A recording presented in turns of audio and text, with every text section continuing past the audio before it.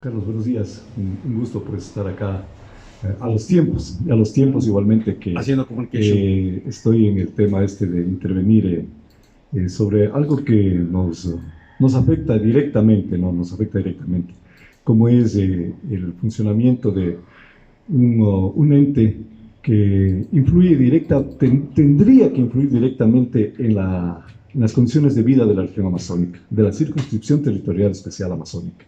Entonces, algo que a mí me preocupa desde el inicio, como bien lo decía usted, Salomón, pasa por esto de la nueva ley. No sé si es la ley amazónica o si a lo mejor hubo una reforma ya. La ley Que salió, amazónica, ¿no? ya, exacto. Porque antes había la, la ley especial, la ley 010, no especial, Claro. no, la ley 010, entonces que la nueva ley. Desde su elaboración, desde que fue enviado el borrador, desde ahí ya tenía errores de concepción. Siempre he insistido yo que la tarde cuando yo leí el borrador, el que lo envió, porque el único que podía enviar, o sea, desde ahí estábamos mal. Hubo asambleístas que cogían y según ellos iban a presentar el proyecto de ley amazónica, desconociendo lo que dice la ley, pues, porque como pasa por temas económicos, por temas de impuestos, de tributos, el único que tiene ahí la potestad es el presidente de la República. Entonces, el único que podía presentar fue Rafael Correa, y lo presentó casi al final, cuando salía. Y desafortunadamente lo hizo en forma apresurada.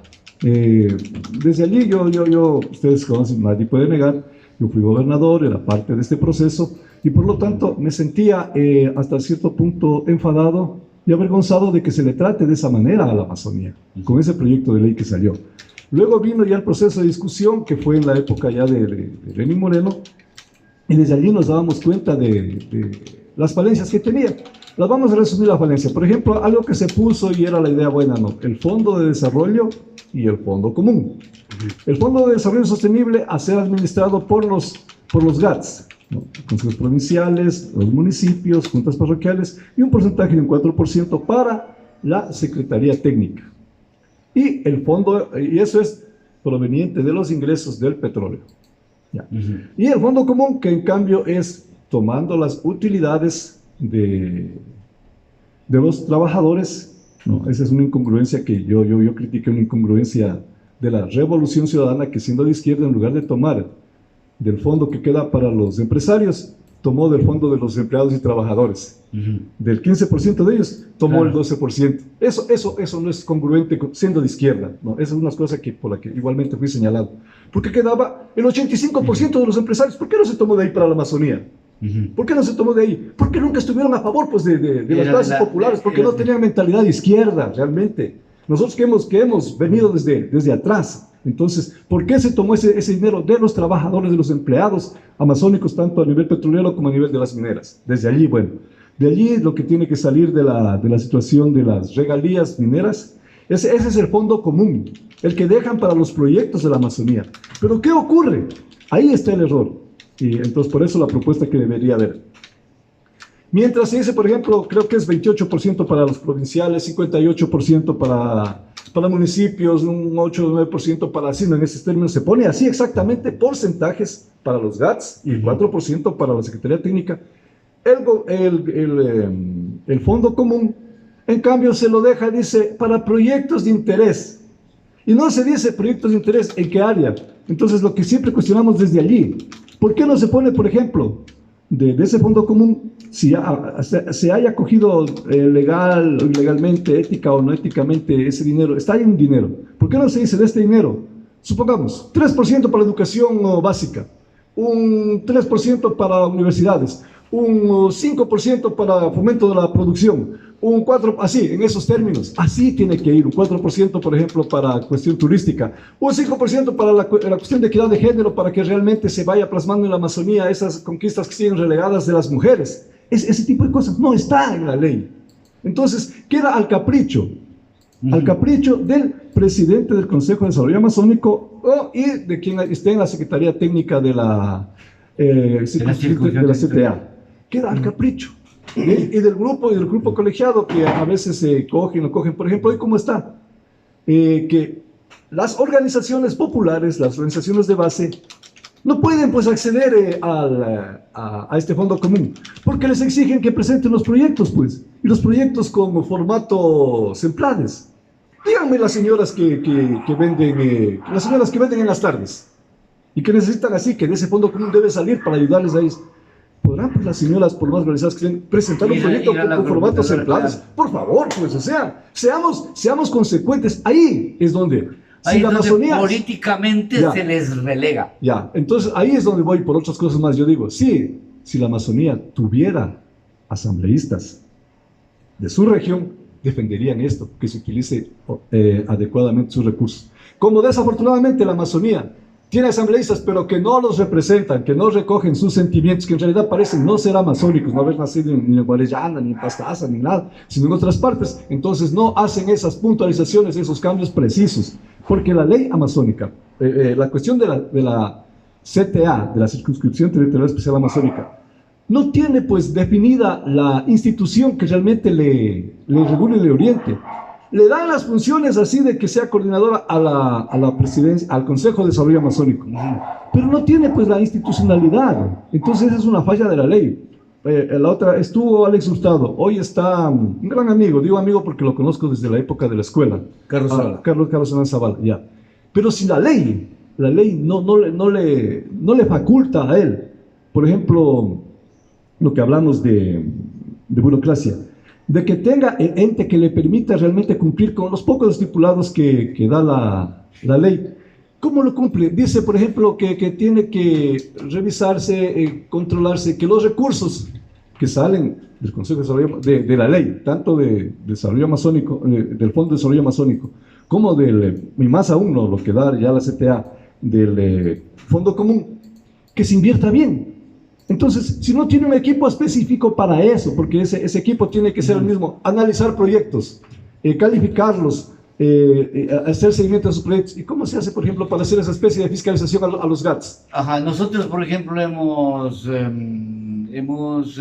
expuesto nuestro criterio en términos de la opacidad que existe en la información desde la CTA. Se hacen bajo esas 4 paredes, o sea, o es 4 mallas, que es el límite de la y no Salomón, Carlos, dígame, en este gobierno, la información de cómo están los entes públicos no fluye, pues. No fluye. No es solo de la CTA, de la Secretaría Técnica o de la Presidencia y Consejo de Desarrollo Amazónico. Entonces, ¿qué es lo que yo sí, con todo el cariño a mi amigo, qué es lo que le digo? Que debería él plantear que el presidente elabore y presente una reforma a la ley en la que realmente le dé esa institucionalidad al Consejo de Desarrollo Amazónico, porque por ahí pasamos. Porque tenemos ahí dos entes que la ciudadanía, ¿a quién le reconoce el poder? Al presidente del Consejo de Desarrollo Amazónico. Pero si nosotros revisamos la ley, no tiene pues todo el poder, porque claro. el dinero, ¿quién lo administra? ¿Quién lo otorga? ¿Quién lo direcciona? Es la Secretaría Técnica. Entonces, claro, si no tiene ese poder, ¿dónde está? Tiene que hacerse esa reforma a la ley para que de veras el Consejo de Desarrollo Amazónico tenga esa potestad de poder coordinar. Y se necesita en la Amazonía, porque con ese pretexto, aquí a la Amazonía nos dejan sueltos, nos dejan sin planificación. Hay ya un plan aprobado, un plan que desde la concepción confunden lo que es circunscripción territorial con lo que son los gobiernos seccionales. O sea, desde allí empezamos. A ver, en las últimas mesas técnicas nos informaba Henry Llanes la semana próxima pasada que se ha resuelto también sugerir cambios en la ley amazónica para que mayor cantidad de recursos se destinen a las organizaciones sociales en detrimento de lo que ahora la ley amazónica favorece a los GATS provinciales y GATS cantonales especialmente. Sí, desafortunadamente hace más de un año apenas ingresaron, en el mes de julio en esa época presidenta, la asambleísta Yoli presentó un proyecto de reforma a la ley amazónica.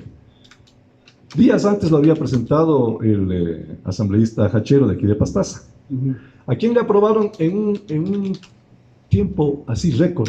En 4 días ella presentó el 26 su ley, hasta el 29 ya estuvo aprobado, o sea, pasó por la Unidad de Técnica Legislativa, pasó por el CAL y llevó a la comisión para ella presentar, cuando fue a la sesión en Orellana, a decir que ha presentado un proyecto de reforma a la ley amazónica, un mamotreto. No podían ellos analizar a fondo la propuesta, otro mamotreto del asambleísta Hachero, también aprobaron. Entonces, unificaron los proyectos y fue a la Comisión de Biodiversidad. Vinieron acá al Puyo. Y una pregunta para ustedes, si es que viene acá al asambleísta Hachero, donde lo encuentren, y si hay alguna persona que nos esté escuchando. Cuando vinieron acá a hacer la socialización de esa propuesta, esa reforma, en el Coliseo, yo les pregunté a la comisión, y ahí estaba el asambleísta Hachero también, que dice que se reforme el 90% de la ley. Dice, fantástico. Pero lo que a nosotros nos interesa no está. Les pregunté, ¿cuánto más de recursos vienen a causa de esta reforma? Les dije 100 millones, les pregunté si un centavo más, ustedes pregunten eso, si un centavo más para la Amazonía significa su reforma. No, es de un centavo más. Entonces, ¿de qué reforma nos hablan? Entonces, ahí surge esa cuestión que les planteé también y les dije, discúlpenme este ejemplo que les pongo.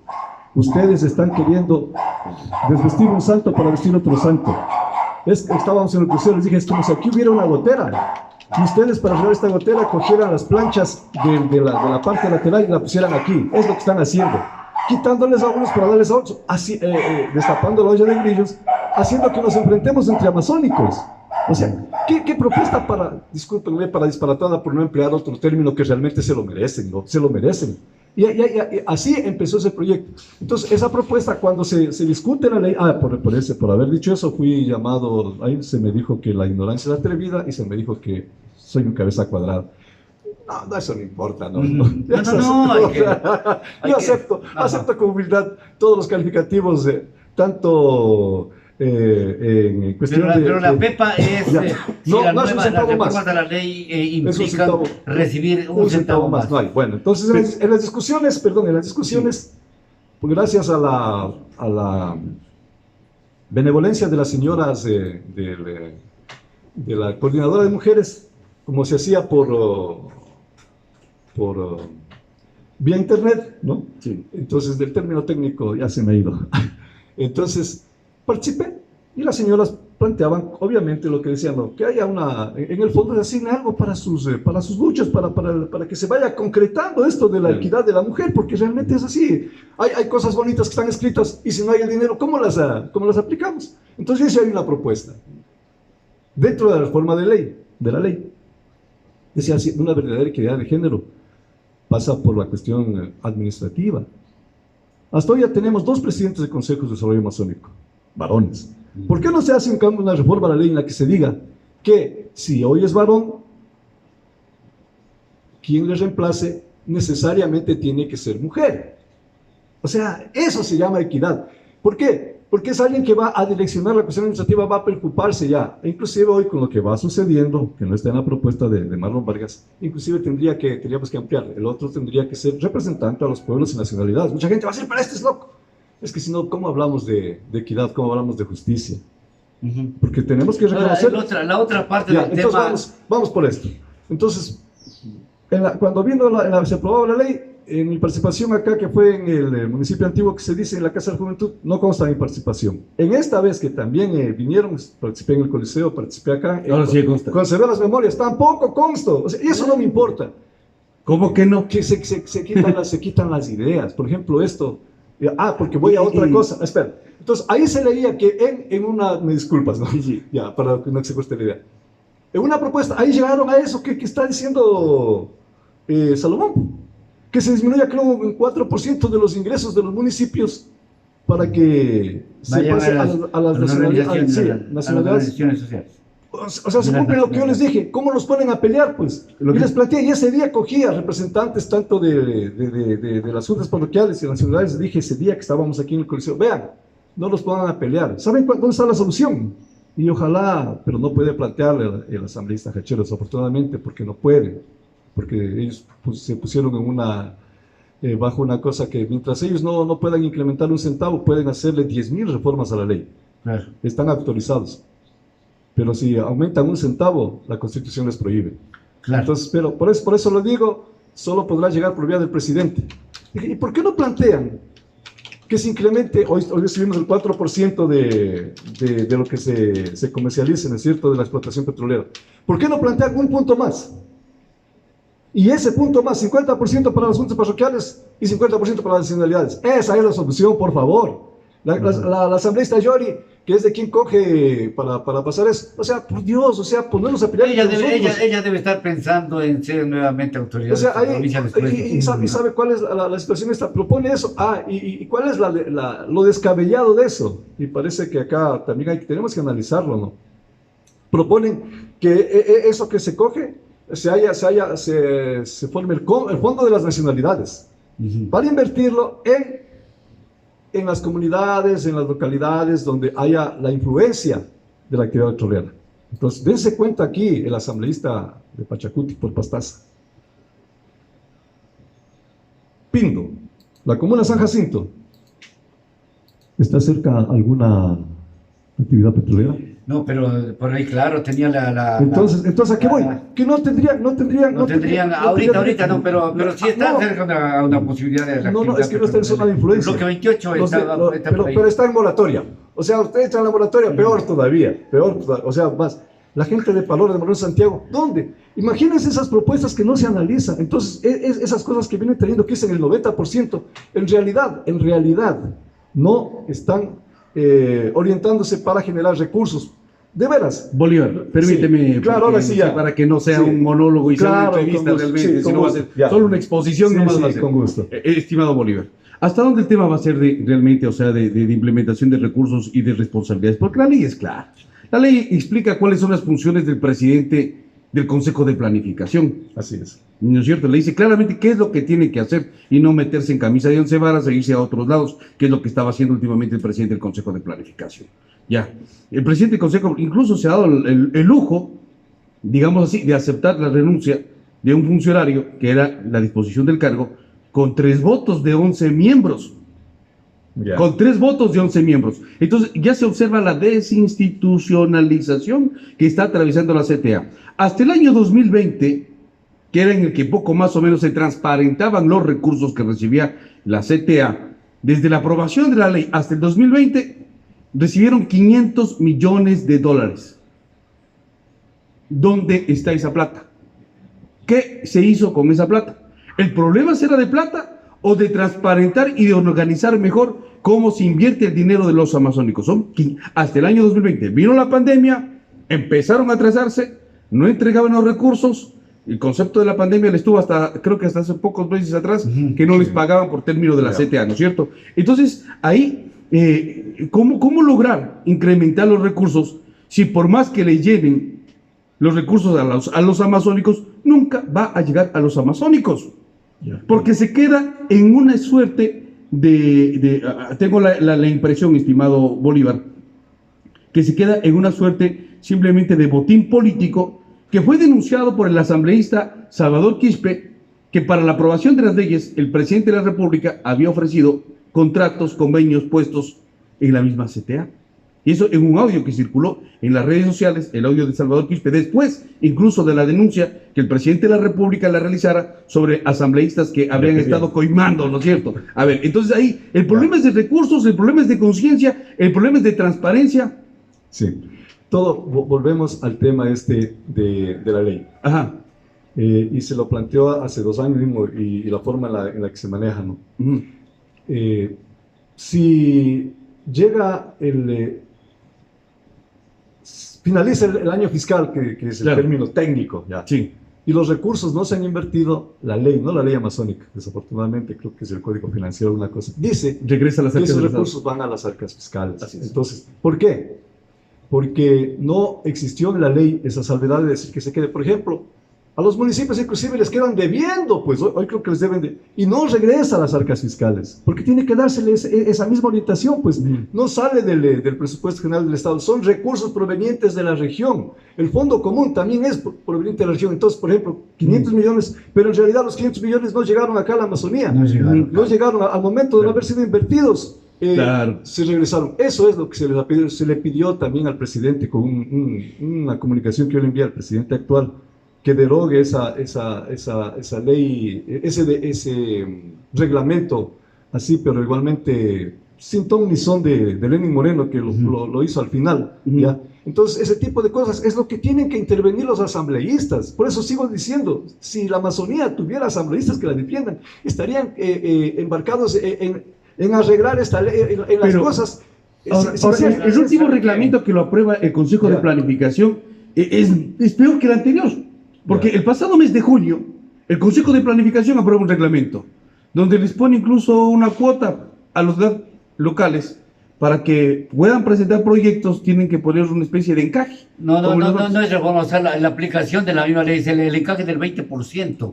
Sí. Que no es encaje, sino más bien el porcentaje de la inversión. Eso también es otra de las, no sé. Eso en el reglamento integral de la Secretaría Técnica de Circunscripción Territorial Especial Amazónica para la gestión del Fondo Común. Ya, me parece que yo eso le vería como una situación que debería exigirse, ¿sabe a quién? A los entes del Estado, porque veo desde la época de Lenín Moreno, cuando se empezó a aplicar esto, en la época de Alex Hurtado, que habían obras que debían hacer los ministerios, por ejemplo, telecomunicaciones, y llegaban nomás a decir que el gobierno le da, ¿no?, para esto de para la internet en parroquias, en regiones aisladas. Pero no era porque ponía el gobierno, pues. Era cogiendo del fondo común, cogiendo de la Amazonía. Entonces, igual hoy se hace para obras, para carreteras, dice el gobierno.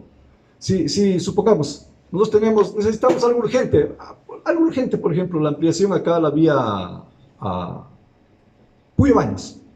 Ya. Si nosotros esperamos, entonces ahí tenía que haber una reforma a la ley amazónica, ¿sí? Y decir ahí, por ejemplo, se destinará tanto para el mejoramiento vial, ahí sí porcentajes, se pondrá, digamos, un 20% del Fondo Común de la Región Amazónica y obligatoriamente el 80% pondrá el Estado. Si no, nos van a arreglar una vía y dicen que el gobierno ha hecho cogiéndose de nuestros fondos, o sea, ese tipo de cosas tendría que haber. Pero a los municipios tal vez no, por ejemplo, porque están incumpliendo una cosa de la ley. Dice que el Fondo de Desarrollo Sostenible está para que se invierta en lo que es de las competencias exclusivas de los municipios. Y después del Fondo Común se vuelve a dar para ellos, ¿verdad? Entonces, obviamente es porque hay comunidades que no han sido atendidas y les va a faltar a los municipios esos recursos. Entonces, está bien que pongan un porcentaje mínimo como sea y el resto póngala, pero para esa obra puntual. Pero que sea, por ejemplo, dicen en una comunidad no tiene alcantarillado, el municipio no avanza a llegar. Pero sí que ponga algo, porque no puede tampoco coger... es que mira, el Fondo Común es, vuelvo al ejemplo de las señoras, ¿sí? o del incremento, el fomento económico, ¿ya? Porque ustedes van a estar de acuerdo conmigo, esto de lo que nos ha dado el gobierno, estos $5,000 para 30 años, es para un mínimo sector de la población y no todos acceden. Nosotros necesitamos, hay gente que, usted por ejemplo, discúlpeme, Salomón, que me mete en esto. Usted a lo mejor quiere, dice, no, pues hay tecnología de punta, quiere ampliar, ¿no es cierto? Con $5,000 no va a poder, porque usted tendría que invertir mucho más, ¿verdad? No se puede. No, es que el problema no sé si sea de la ley. Ban Ecuador no nos ayuda, pues entonces para fomentar ese tipo de cosas, solo en esto. Pero ¿sabes qué, Juan Pablo? Ahí vamos a quedar porque ya estamos sobre el tiempo. Sí, solamente para hacer una puntualización. Hay que mejorar la ley. Lo que pasa es la reforma a la ley puntualizando. O sea, es la alternativa. Pero el problema va a ser después de aplicabilidad, estimado Bolívar, porque este rato la ley tiene que ser, la ley tiene que prever eso. La ley te dice este rato, derecho dice al empleo preferente, no se cumple. Te dice incentivos a la actividad económica sostenible, no se cumple. Ya. Te dice créditos preferentes, a la banca pública le dice que dé créditos preferentes. A ver, vamos a ver si la banca pública se ha entregado por el crédito. Fondo común, por eso voy. ¿Y quién? No, a la banca pública, no le dice el fondo común, le dice a la banca pública. Por eso, pero ¿de dónde llega para cubrir esa diferencia? Ya. Entonces, la diferencia de los intereses, se les tiene dado la idea, pero... Regular las tasas de interés. Ya. Entonces, la banca pública, el acceso al servicio eléctrico, inclusive, la infraestructura, logística y transporte multimodal. Ya se va cayendo como 3 veces el proyecto aquí, por ejemplo, el transporte aéreo económico para las comunidades allá adentro. Es que ese es un manejo descarado, porque no dice eso. La ley dice que se tiene que hacer el estudio, se tiene que hacer para ¿cómo se llama? Para ver si se subsidia. ¿Qué se podría subsidiar? El combustible para que todas las compañías de aviación de la Amazonía tengan ese combustible más barato y puedan mantener unos pasajes cómodos, no darle a una sola compañía. O sea, imagínense la diferencia que hay. Esa es la interpretación errónea. ¿Dónde queda esta? Ahí se le dijo también al asambleísta Hachero, a los de la Comisión de Biodiversidad: señores, ustedes están cometiendo, discúlpenme la palabra, esto no es lógico. Ustedes tienen que hacer, para que haya la aplicabilidad, tienen que haber las leyes donde se dé el trato preferente a la Amazonía. Y eso pasa por una ley. Porque, por ejemplo, el alcalde de Pastaza le podemos decir: ¿por qué usted da 3 contratos a un solo contratista de Pichincha? La ley está aquí, como yo cumplo la ley. Porque solo si hubiera en la reforma la ley en la que se diga que únicamente cuando ya no haya ese tipo de profesionales, ese tipo de servicios en la región, ahí se ponga el portal para que entren los de afuera. Allí ningún prefecto, ningún alcalde podría traer a amigos de afuera. Entonces, pero eso es por ley, porque este rato si le pedimos al alcalde va a decir la ley. No estaba metiendo camisa de once varas. Pero es que eso es la ley.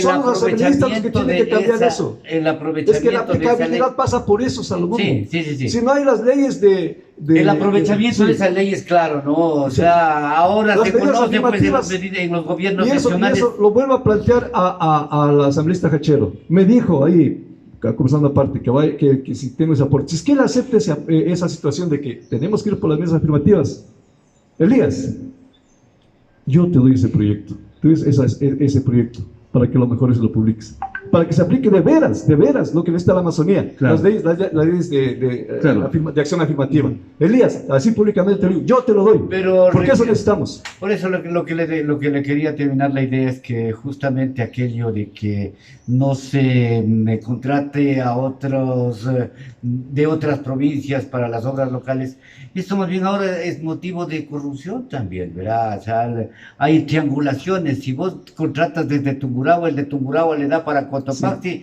y el de Cotopaxi para Zamora, y el de Zamora para acá, y entonces... La ley prevé eso. Esa situación en el proyecto que yo tengo ideado así está para frenar ese tipo de cosas. Para que imagínese, es que tenemos, pero todavía, ya por experiencia tenemos imagínese que la trampa proviene de los gobiernos regionales, de las propias autoridades, pues. Pero, este rato la ley no les prohíbe. Por eso ahorita no les prohíbe. No les obliga, es una cuestión solo ética. El problema va a ser más adelante de fiscalización, porque si no se fiscaliza nada y si no hay conciencia en los asambleístas amazónicos, va a estar jodido. Vamos terminando. Muchas gracias, Bolívar, por estar. A ustedes, gracias. Sí, ese es un tema.